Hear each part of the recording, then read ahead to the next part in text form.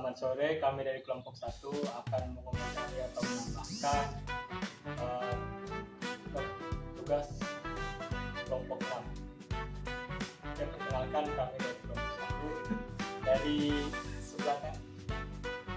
Perkenalkan, nama saya Yoga Nugraha dengan NIM B10 Perkenalkan, nama saya Ardi Palu dengan NIM E522236. Perkenalkan, nama saya Fiat. NIM saya S1022 1069. Oke, selanjutnya. Perkenalkan, nama saya Dilanus Mustafa dengan NIM E105-221-1071. Nama saya Diki Yulianto dengan NIM E125-221-132. Perkenalkan, nama saya CM Sekual Kestajana NIM E105-22-2104. Sekian perkenalan dari kami. Materi pertama akan dijelaskan oleh Oke, baik, saya akan menambahkan dari slide nomor 1 dari kelompok 6. 6. Konseptualisasi etika. Istilah etika berasal dari kata Latin ethics, sedangkan dalam bahasa Greek ethikos, a body of moral praise or praise.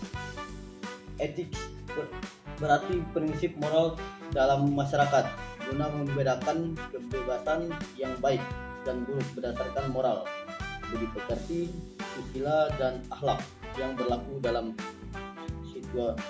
suatu masyarakat. Ini dari slide yang dari kelompok 1, kelompok 6. Oh ya. Saya akan menambahkan konsep-konsep dari slide nomor 1. Yang pertama ada konsep moral, prinsip-prinsip yang membedakan antara baik dan buruk. Yang kedua, budi pekerti, sifat-sifat baik yang terkait dengan karakter dan perilaku individu. Susila, prinsip yang terkait dengan kesusilaan dan kesopanan. Akhlak, sifat-sifat baik yang terkait dengan karakter dan perilaku individu dalam konteks agama atau spiritual.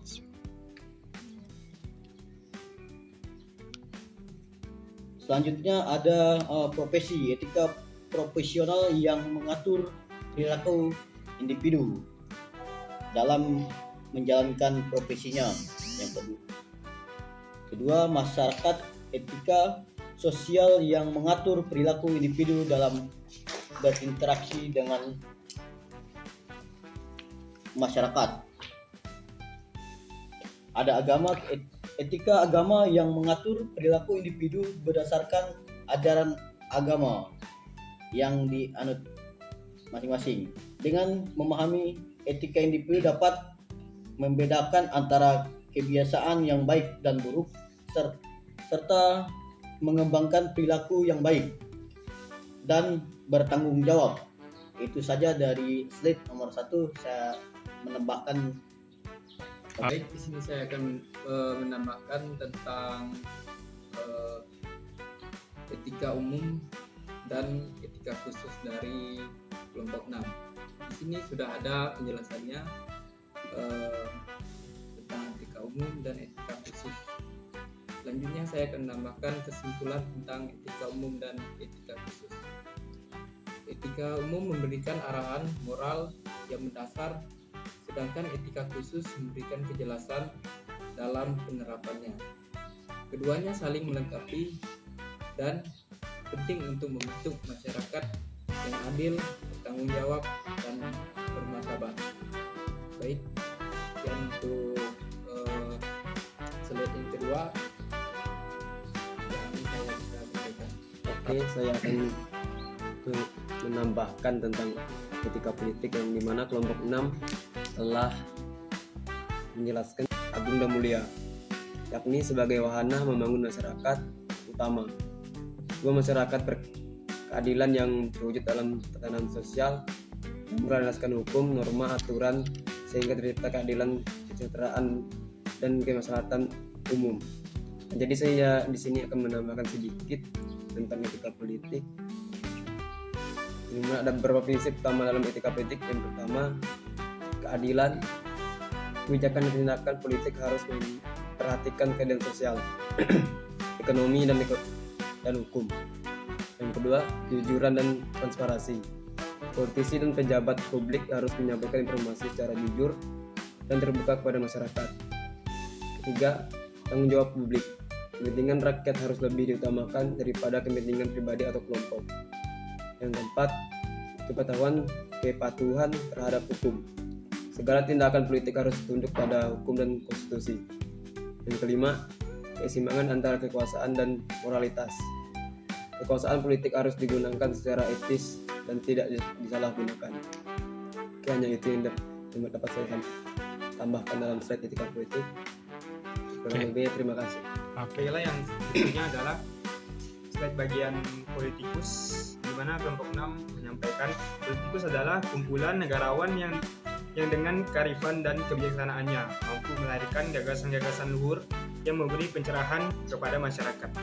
Jadi di sini saya akan menambahkan bagian slide tersebut, yaitu politikus.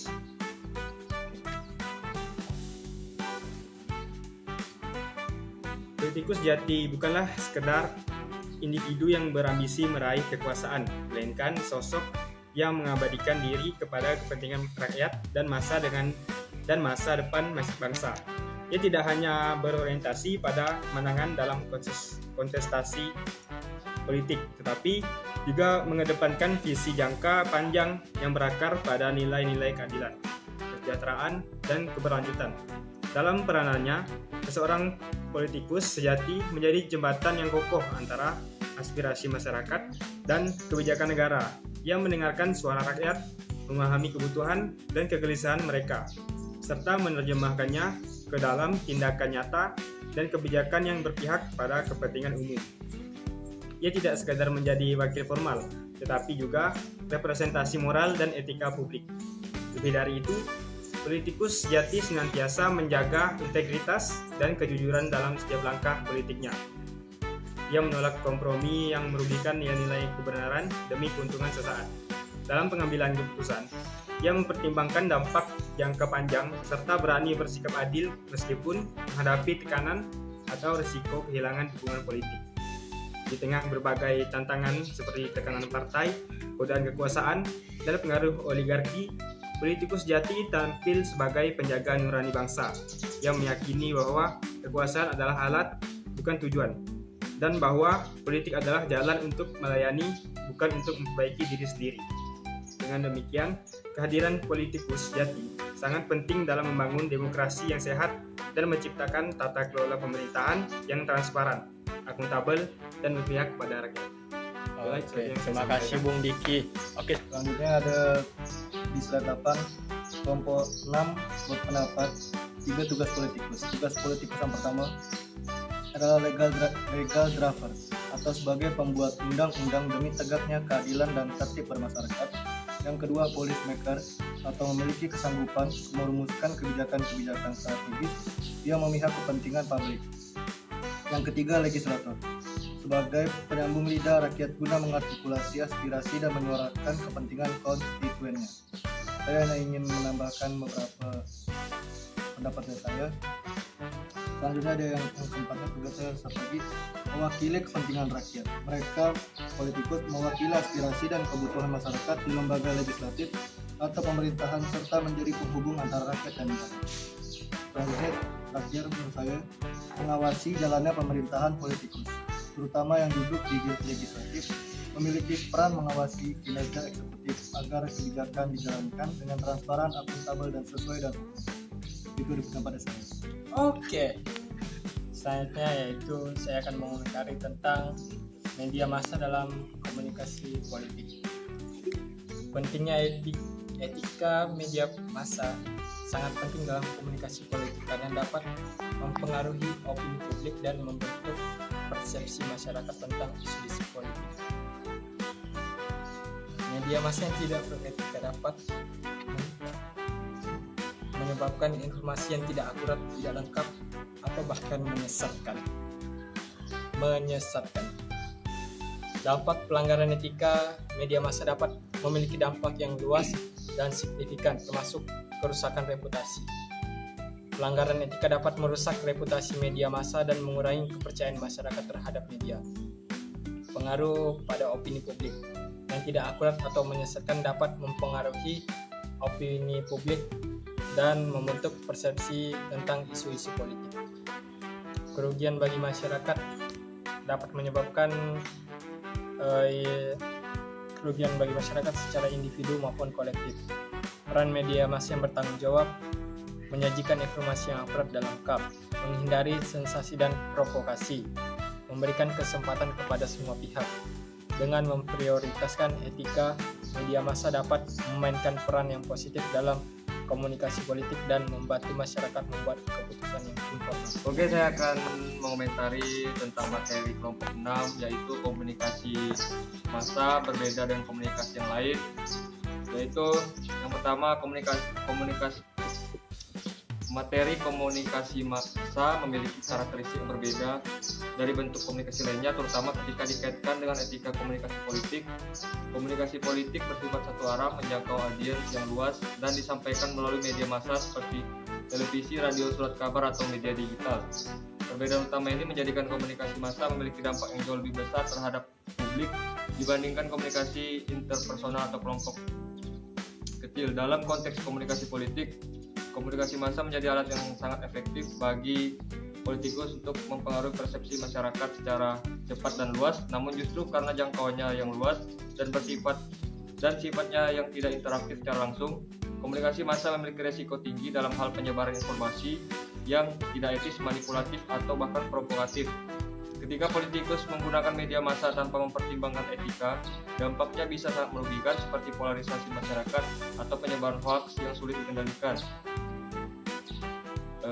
Selanjutnya, berbeda dengan komunikasi antar pribadi yang memungkinkan klarifikasi langsung dan timbal balik emosional, komunikasi massa cenderung tidak memberi ruang dialog atau koreksi yang cepat. Oleh karena itu, tuntutan terhadap etika komunikasi massa jauh lebih tinggi. Dalam kesalahan atau pelanggaran yang terjadi bisa memiliki konsekuensi besar secara sosial dan politik. Sekian yang dapat saya sampaikan dari materi materi komunikasi massa berbeda dengan komunikasi yang lain. Saya Flovianus Doni Saputra. Di sini saya akan menyimpulkan dari pembahasan yang telah dibahas oleh teman-teman saya tadi, yaitu etika komunikasi dalam ruang media sosial merupakan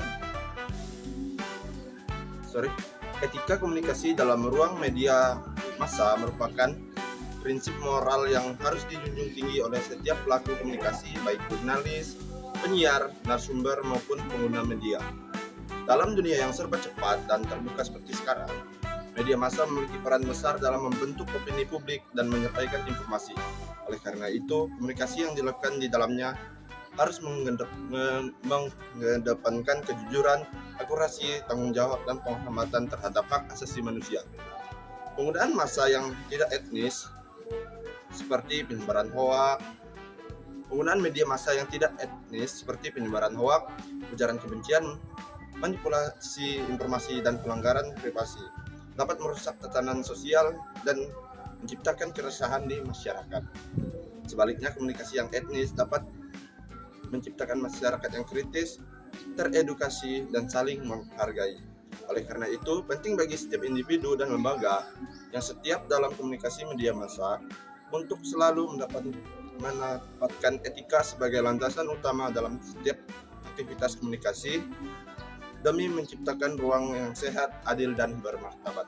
Sekian dari saya, terima kasih. Perkenalkan, nama saya Hadri dengan NIM E105222162, yang dimana pada kesempatan kali ini saya dari kelompok 1 dengan makhluk politik akan mengomentari daripada kelompok 6.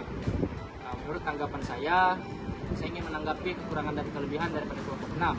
Menurut saya kekurangan dari kelompok 6 ini dari hasil presentasi yang saya lihat kemarin, mereka sangat berpatokan dengan slide PPT, terlebih mereka selalu melihat HP ketika menyampaikan materi yang akan mereka sampaikan. Kemudian untuk kelebihannya sendiri, mereka itu sangat cepat tanggap ketika pada saat sesi tanya jawab, yang dimana ketika kami sebagai audiens menanyakan tentang hasil presentasi mereka, mereka sangat bagus, responnya sangat baik dan sangat cepat tanggap, sehingga pada saat sesi pertanyaan selesai, mereka dapat menjawab semua pertanyaan itu dengan sangat pas dan sangat bisa kami terima. Sekian tanggapan saya dengan kelompok 6. Saya ucapkan terima kasih. Halo teman-teman sekalian, perkenalkan nama saya Felix Iwan dengan IC 105721060 dari Prodi Ilmu Politik dari kelompok 1 dan Fakul Marketing Politik. Di sini di video ini saya akan menanggapi atau mengkritik dari kelompok 6, di mana hal yang ingin saya kritik dari kelompok 6 yang pertama-tama adalah terkait dengan penyampaian materi, di mana saya lihat teman-teman dari kelompok 6 dalam menyampaikan materi lebih terpaku ke melihat teks ketimbang mereka memahami materi yang ingin mereka sampaikan. Seharusnya akan lebih baik jika teman-teman bisa menyampaikan materi tanpa melihat teks, itu sangat luar biasa. Saya rasa cuma itu yang bisa saya sampaikan atau saya kritik dari kelompok 6. Saya respect juga dengan kelompok 6, mereka sudah berusaha dalam menyampaikan segala materi yang telah dikuasai mereka. Sekian dari saya, Felix John. Saya ucapkan terima kasih.